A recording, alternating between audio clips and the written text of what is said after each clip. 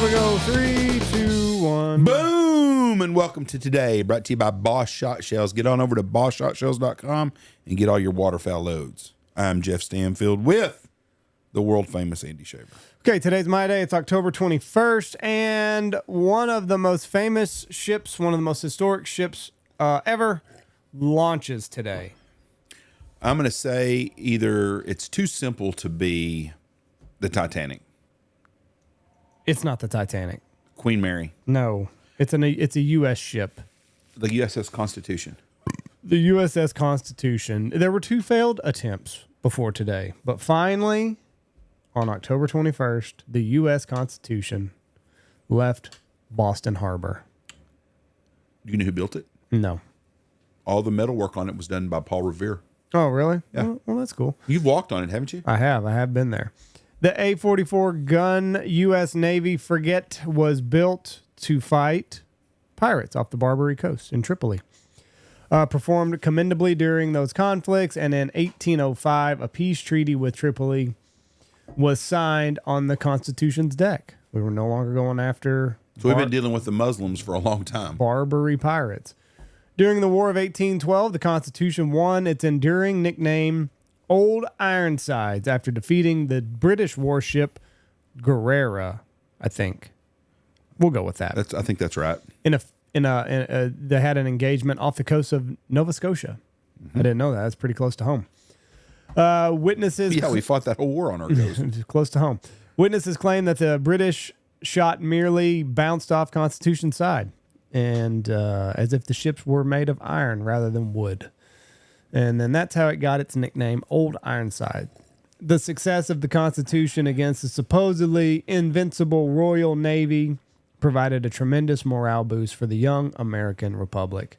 In 1855, the Constitution retired from active military service, but the famous vessel continued to serve in the United States, first as a training ship and later as a touring national landmark, which I have been to in Boston. Since 1934, it has been based at the Charleston Navy Yard in Boston. Over the years, Old Ironside has enjoyed a number of restorations. The most recent came in 1997, allowing it to sail for the first time in 116 years. Today, the Constitution is one of the world's oldest commissioned warships still afloat. That's really amazing if you think about that.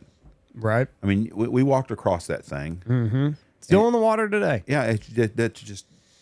craftsmanship is amazing. Right. All right, my lady that died today died... I can't believe this. This actually shocked me. 4 years ago now.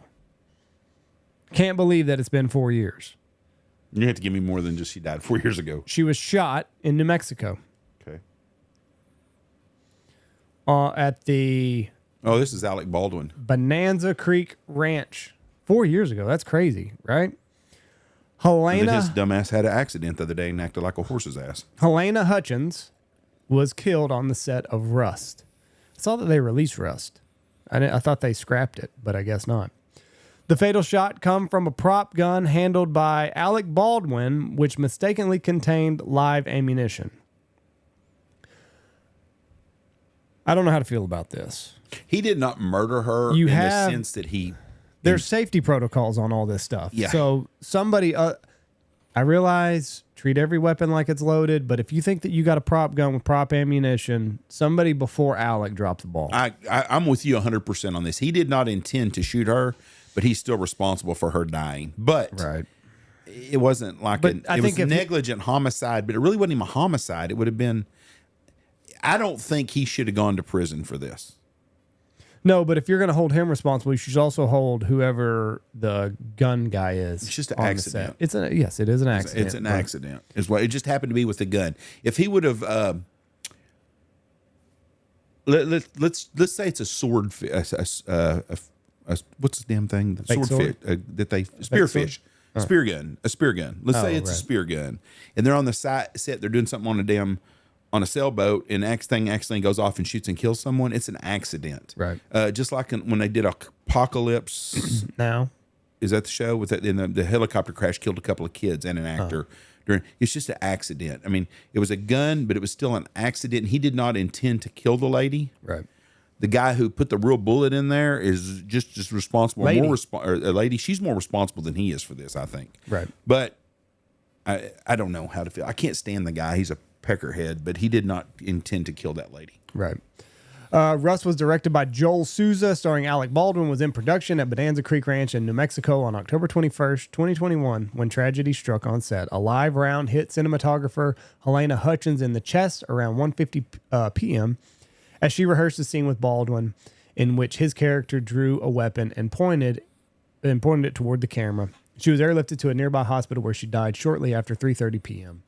Director Joel Souza was also injured in the incident, grazed by the same bullet that hit Hutchins. Hannah Gutierrez-Reed, the film's armorer responsible for managing and ensuring the safety of all weapons on set, claimed she had loaded the gun with dummy rounds of ammunition, but one of them was in fact a live round. Baldwin later claimed the gun went off after he pulled back the hammer, but not the trigger. I'm sure he didn't know what he was doing. So Hutchins was an emerging talent in cinematography, according to her website. According to her biography, she was born in the Ukraine, grew up on a Soviet military base in the Arctic Circle, surrounded by reindeer and nuclear submarines. Without much to do outdoors, she became a movie fan. She turned to cinematography. Hutchins worked as a journalist in Eastern Europe, where she was inspired to pursue a career in film while working in documentaries. In 2019, she was honored as one of 10 rising stars of cinematography by the American Society of Cinematographers. Numerous court cases have followed the shooting. In January of 23, Baldwin and Gutierrez-Reed were both charged with involuntary manslaughter. They both pled not guilty. The case against Baldwin was initially dropped by prosecutors in April of 23. However, a grand jury voted to indict Baldwin and Baldwin was recharged with involuntary manslaughter in January of 24. His trial finally commenced with opening statements on July of 24. But only 2 days later, the judge dismissed Baldwin's case, ruling the prosecutor had failed to turn over evidence that the defense is required. The judge's dismissal with prejudice meant Baldwin could not be charged again. Meanwhile, in March of 24, a grand jury found Gutierrez-Reed guilty of involuntary manslaughter for negligently handling gun safety on set. She was sentenced to 18 months in prison and was released on parole after 14. She should have had the same. He should have had the same thing she did, or neither one of them. I mean, it's a horrible deal, but it's an accident. Right. So, Helena Hutchins died today. My lady that was born today, I'm going all ladies today. You're gonna know her best, or let's make this a little bit. Let's try this. I'm not gonna give you what she's best known for.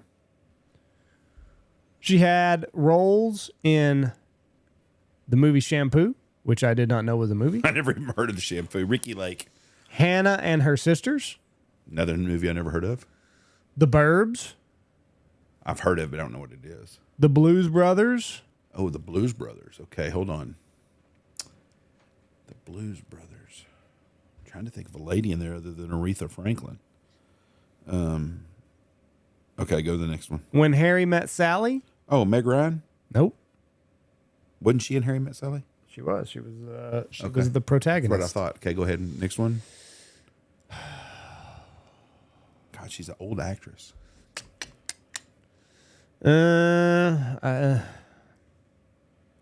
It's gonna give it away now.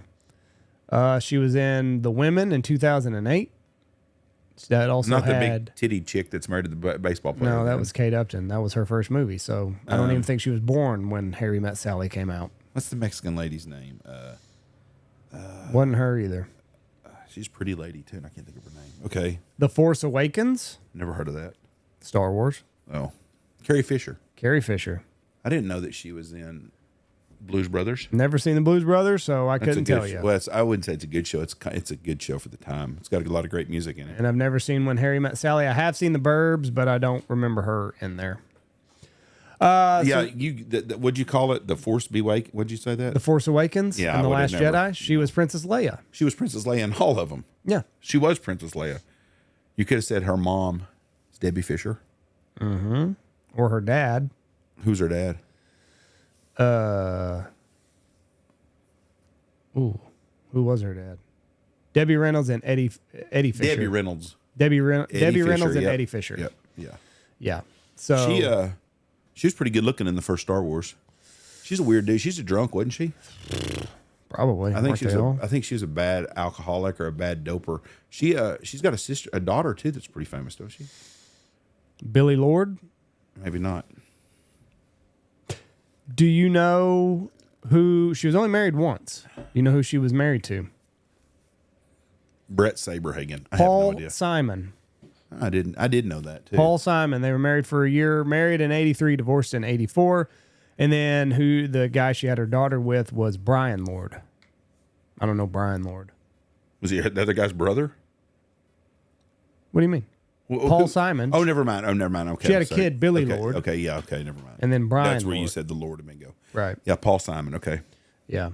She wrote several semi-autobiographical novels. She wrote the screenplay for the film version of Postcards from the Edge, which garnered her a nomination for the BAFTA Award for Best Adapted Screenplay. She won a Primetime Emmy for her one-woman stage show, Wishful Drinking. Probably was a drunk. An entertainment article from May 1992 described Fisher as one of the most sought-after doctors in town because she was a script doctor. So she helped tweak things, tighten the scripts for Hook, which was with Robin Williams. Yeah, that was Peter big. Pan. Yeah. The Sister Act, which with Whoopi Goldberg. I remember that. I had never seen it. She becomes a nun, doesn't she? She was a fake nun. She was like a doing criminal or something and joined a convent, stayed out of jail or something. I can't remember all of it. And The Wedding Singer with Adam Sandler and Drew Barrymore. So everybody came after her, trying to figure it out. She died. Let's see. She died from a heart attack, I believe. Yeah. Let's see here. After finishing the European leg of her book tour, Fisher was on a commercial flight on December 23rd, 2016 from London to L.A. when she had a medical emergency around 15 minutes before the aircraft landed. Passenger seated near Fisher reported that she had stopped breathing. Boy, there is nothing you can do on an airplane. Another passenger performed CPR on Fisher until paramedics arrived on the scene. Emergency services in L.A. were contacted when the flight crew reported a passenger unresponsive prior to landing. Fisher was taken to Ronald Reagan UCLA Medical Center, where she was placed on a ventilator.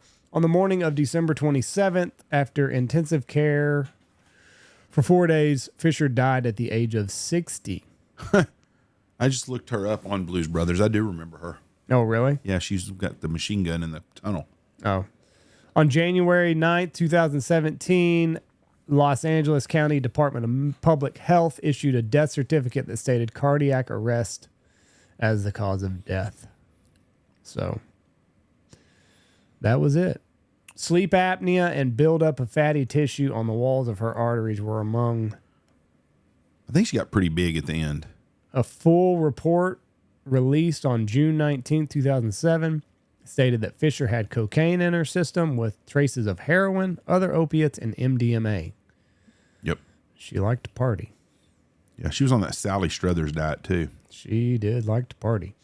On December 28, 2016, the day after Fisher's death, her mother, Debbie Reynolds, had a stroke at the home of her son, Todd, where the family was planning Fisher's burial arrangements.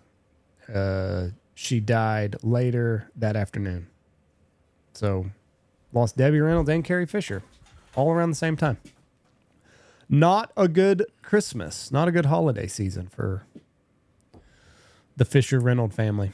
So anyway, that's my person that died. Her daughter, today. Billy Lord, is pretty good looking. Let me look at her. What does she do? She's been in a couple of movies. Oh, American Horror Story? Yeah. Huh. I mean, she's not Pam Anderson with makeup, but she's not a bad looking lady. Good for her. American Horror Story. I've seen some of those. So anyway. All right. That is all I got today. Have a great Tuesday. We will talk to you tomorrow. Thank you. God bless.